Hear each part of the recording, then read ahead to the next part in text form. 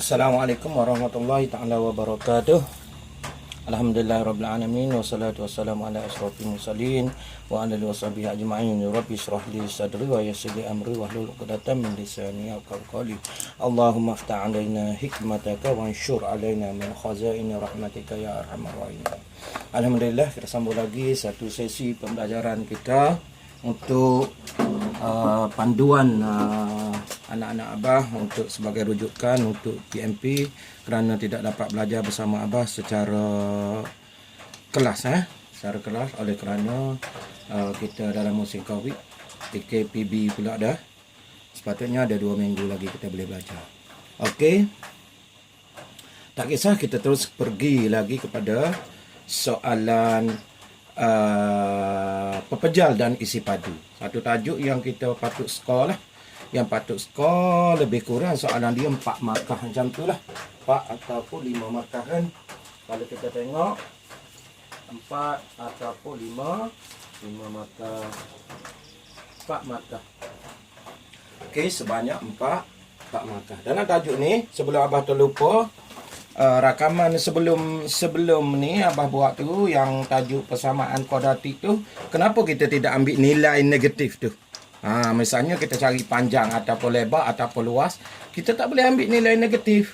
Kerana nilai negatif apa nilai tak ada, dia ada 2 nilai. Kita pilih nilai yang positif, X yang pertama dan X yang kedua kan. Yang negatif mana ada luas negatif kan, panjang negatif kan. Sebab tu kita ambil 2 nilai tu, kita ambil nilai positif. Dia ada 2 nilai, negatif dan positif. Kita ambil nilai positif sebab luas mana ada negatif kan, panjangan mana ada negatif. So kita ambil nilai positif lah.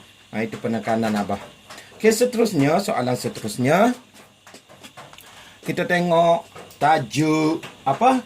Tajuk pepejal dan isi padu ni. Okey, rajah 5 menunjukkan sebuah hemisfera. Okey, sebuah hemisfera. Satu bongkah kubus dikeluarkan daripada hemisfera itu.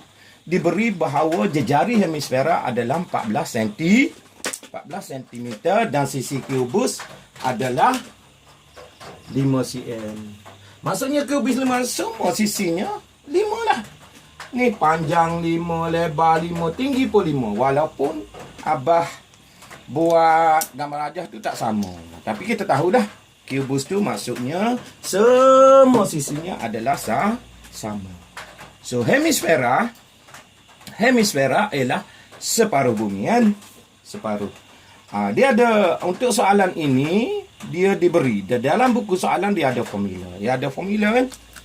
Biasanya soalan yang ditanya dalam soalan isi padu pepejal ni semua ada dalam rumus di kertas soalan. Dia tak akan bagi soalan yang tiada dalam rumus ini. Make sure dia ada. Memang ada. Kalau kita tak ingat rumus, kita boleh rujuk kan. Kalau Abah sendiri pun Abah tak ingat dia punya rumus, tetapi kita boleh rujuk. Kita tahu soalan ni kita boleh rujuk rumus. Ada setengah pelajar tengok rumus macam tikus tengok besi, tak faham juga kan. Sebab itu kita nak faham. Bila kita faham, kita boleh rujuklah rumus itu. Kalau kita tak faham nak buat macam mana, nak rujuk rumus buat apa? Nak buat pun tak faham kan? Alright. Okey, tanpa membuang masa kita pergi. Sebab rakaman Abah ni ada dalam 18 minit. Memori tak cukup kan? Alright. Okey, maksudnya kita kena cari isi padu hemisfera. Kan soalan ni dia suruh cari menggunakan pi. Ingat satu lagi, Abah takut Abah terlupa, pi ni 22/7. Kita guna pi 22/7. Jangan ambil nombor perpuluhan 3.142. Jangan kita ambil, sebab dia akan jadi lari. Dia akan jadi lari jawapan. Hitung isi padu dalam sentimeter yang tinggal. Sentimeter padu, bukan persegi. Sentimeter padu pepejal yang tinggal. Maksudnya kita cari semua sekali kan. Isi padu luas hemisfera ni, tolak je lah isi padu kubus. Itu maksud yang tinggal. Semua sekali kita cari isi padu hemisfera. Lepas tu kita tolak, kita buang-buang. Itu maksudnya yang tinggal tu dikeluarkan kita buang lah.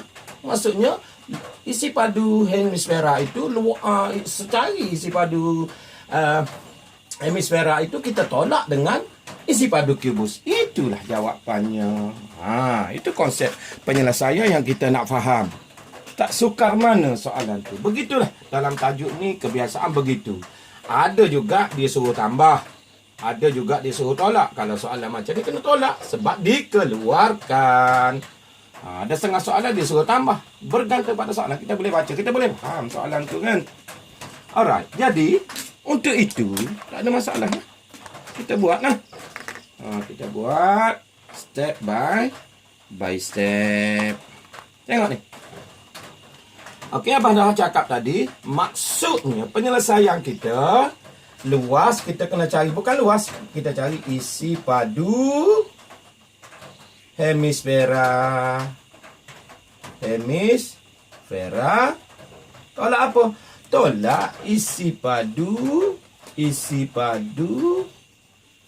kubus. Sama dengan apa? Sama dengan isi padu yang tinggal lah. Isi padu yang tinggal. Itu maksudnya. Biar kita faham kehendak soalan tu dulu. Yang tinggal. Alright. Boleh faham di situ? Boleh faham? Tak payah mana. Sebab silibus ini, sukatan ini bukan tingkatan 5 pun.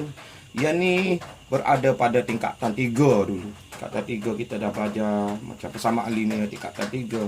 Sekarang persamaan linear tingkatan 1 dah belajar dah. Kan? Silibus baru. Kalau kita tak boleh buat, malulah dekat adik-adik kita yang tingkatan 1 kan? Alright. Okey, isi padu hemisfera. Apa dia? Tak tahu. Okey, tengok buka pada buku soalan. Dia ada di hadapan itu. Kita cari sfera. Okey, ni luas permukaan sfera. Lagi ada. Lagi sfera. Luas permukaan melengkung, luas bulatan, lilitan bulatan. Isi padu prisma, isi padu silinder, isi padu kon, isi padu sfera. Tengok, isi padu sfera. Yang ni dia kata hemisfera. Kena faham pula hemisfera tu apa? Hemi. Separuh. Separuh ni. Ni kalau sfera kan, bentuk sfera ni satu bulatan. Hemisfera, dia istilah dia hemisfera, separuh lah. Hemisfera ni separuh bumi, bukan bulatan, separuh bumi. Jadi kalau kita ambil isi padu sfera tu 4/3. Kita tengok. Isi padu sfera, kita kena ambil sfera. 4/3. 4/3 apa? 4/3 pi J kuasa apa? Kuasa 3. Kan? Pi J kuasa 3. Oleh kerana ini sfera, kalau hemisfera kita tambah lagi separuh, darat separuh. Kita nak separuh kan? 1/2 lah. Sebab hemisfera, sfera 4/3. Tolak apa? Isi padu kubus. Isi padu kubus ialah panjang, darat lebar, darat tinggi. Isi padu panjang. Kalau luas, panjang, darat lebar. Kalau isi padu, darat satu lagi sisi. Jadi panjang, darat lebar, darat tinggi. Jadilah isi padu. Okey, penyelesaian dia. Okey, penyelesaian dia sama dengan, ambil je terus 1/2. Buat kurungan Buat kurungan. Darat 4/3. Tak payah darat kurungan tu maksud darat dah. 4/3 darat pi 22/7. So kita ambil 22/7. J. Ini disebut J ni. Jari hemisfera ni, ingat ni. Darat 14 kuasa 3. Tu kena faham tu. Kita nak masuk ni apa kita kena faham kan. Jari hemisfera 14 kuasa 3 lengkap kan ada. So yang ni 5 kan, panjang darat lebar 5, darat 5 tadi. Mana 5? Kubus ni 5. So semua 5. So 5, darat 5, darat 5. Senang je. Kalau kita nak buat, kita selesai dulu. Yang ni direct. Kita tekan direct. Tekan kalkulator direct kan. Ambil buat kurungan je. Buat kurungan apa?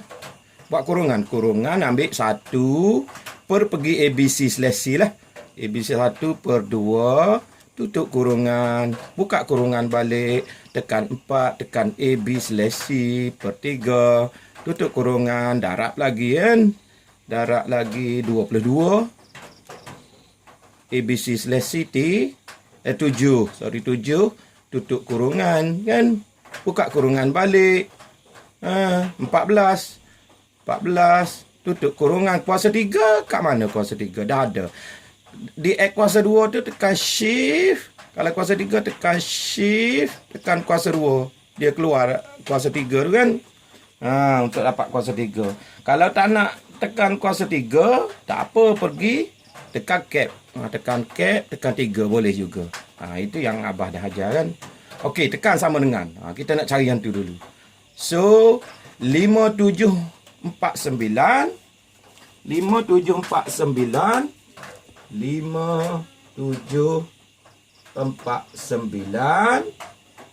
1/3. Kita kena ambil nombor pecahan, jangan ambil nombor perpuluhan. Sebab kita nak tolak lepas ini. Okey. 5 darab 5. Habis. Tolak.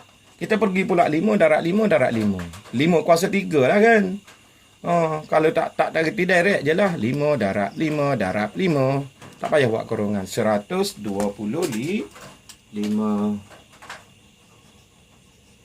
Okey, berapa jawapan dia? Tolak je lah. Cara kita nak buat kan. Tolak balik. Kalau satu-satu kita nak buat biar nampak lah kan. Tak nak selesai terus. Kita selesai satu-satu. So yang ni 5,749 tekan AB slash, tekan 1 tekan AB slash 3 tolak 125. Dia dapat berapa? 5624. 5624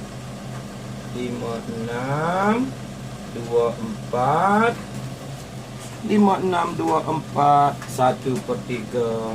Inilah jawapan dia. 1/3 sentimeter. Sebab dalam sentimeter. Jangan tertinggal. Yang last mesti kena tulis sentimeter padu.